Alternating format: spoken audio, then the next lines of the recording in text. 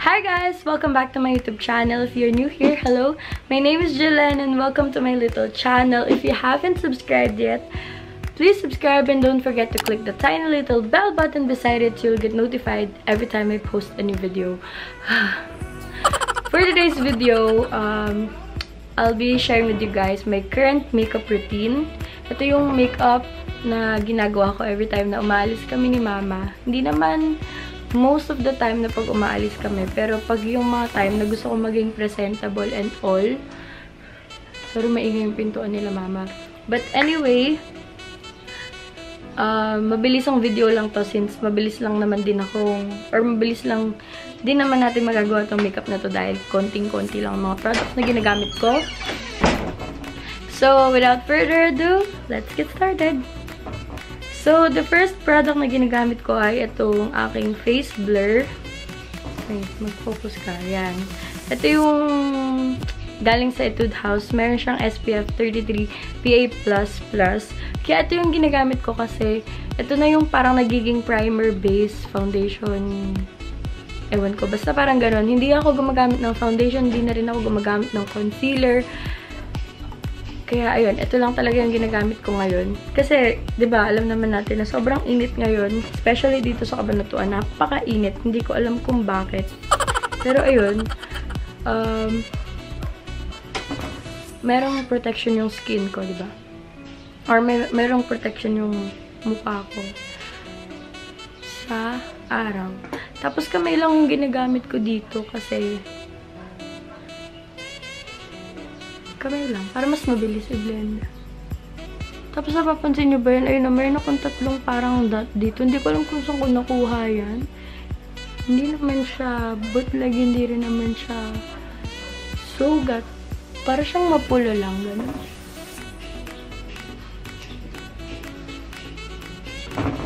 Tapos yung natira, nilalagay ko lang dito sa may leg ko. Napakainit. So, pasensya na kayo kung hindi ako tumitingin dito. Doon ako sa viewfinder ba tayo dito? Or sa flip-up screen nakatingin. Kasi tinitingnan ko dahil wala akong mirror na dala.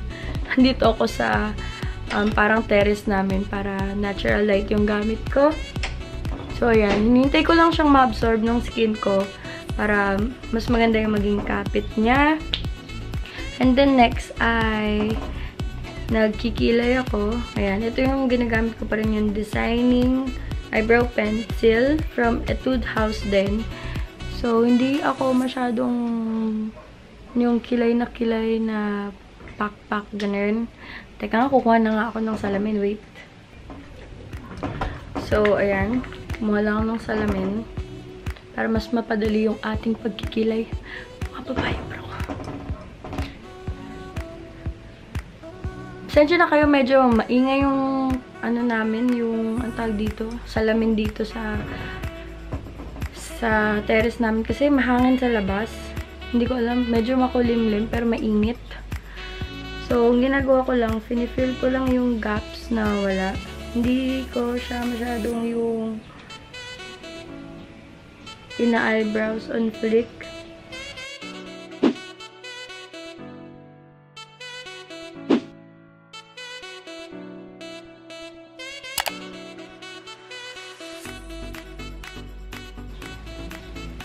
So, yan, ganyan lang.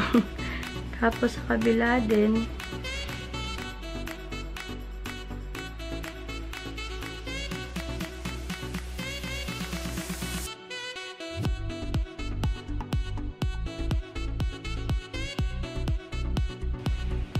So, ayan. I think okay na yan.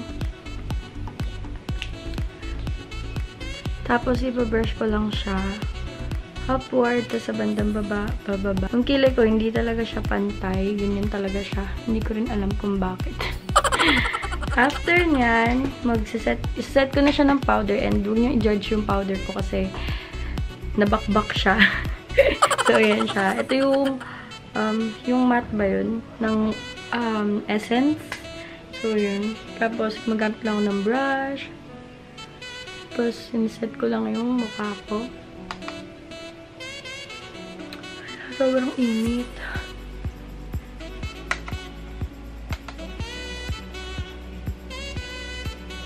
translucent powder lang to. So, wala siyang color talaga. Unlike yung ibang mga pressed powder ko na may color. Ito wala. Puti lang siya. Tsaka nilalagyan ko din yung eyelids ko.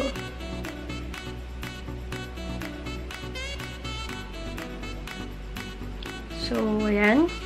Lapit na tayo matapos, guys. Sa inyo, napakabilis lang nito.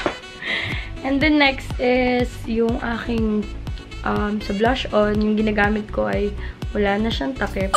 Pero ito yung essence na 20 Berry Me Up. So, yan. Napakaganda ng color na to. Tapos, nilalagay ko lang siya sa cheeks ko.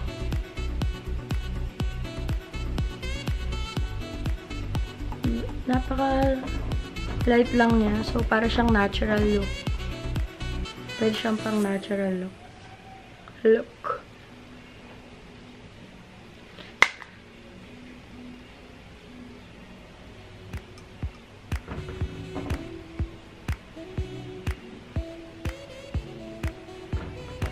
Tapos, nilalagyan ko rin to para nakaka-fresh.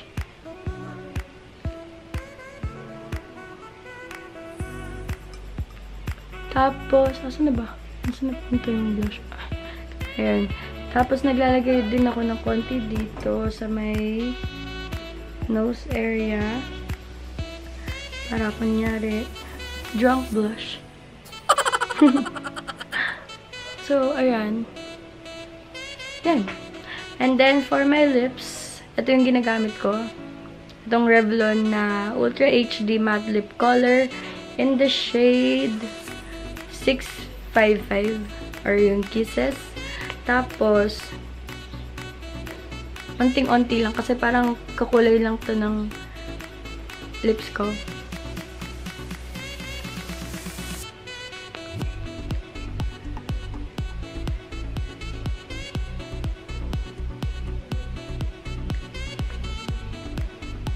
Last, ay kina-curl ko yung lashes ko. Hindi ako masyadong nagmamaskara ngayon kasi sa gabi, parang alam yun, since medyo busy nga ako, tinatamad or nakakatamad na magtanggal-tanggal ng kung ano-ano sa mukha. Eh, puro waterproof yung mascara na meron ako ngayon, kaya hindi rin ako masyadong nagmamaskara para hindi na hassle. So, yun, kina-curl ko lang siya. Hala, may natanggal akong pilikmata, why? Tsaka yung other pilikmata.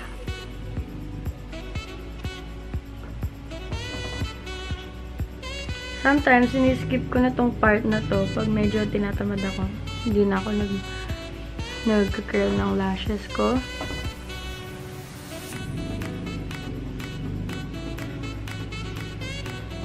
So, we're done. Sabi ko sa inyo, napakabilis lang nung tutorial na to. Hindi pa nga siya ang ingay ni Greg sa baba. So, ayun guys, tapos na yung ating very quick and easy na current everyday makeup routine ko. So, ayun, sensya na kayo talaga guys. Medyo lahat ng video ko ngayon para mga madalian lang, ganyan. But, I'm vlogging, so nag-vlog naman ako. Hindi naman everyday, pero sa mga times na parang medyo alam kong may something na mangyayari sa araw ko. Like, today, mag-vlog ako. So, ayun. Hindi ko alam kung ano mo unang ma-upload ko. But anyway, thank you so much guys for watching today's video. And I hope to see you again on our... Nasanay na ako sa vlog kasi. So, ayun guys. Thank you so much again for watching today's vlog. So, yun guys. Thanks so much for watching today's video. And I hope to see you again on my next video. Bye!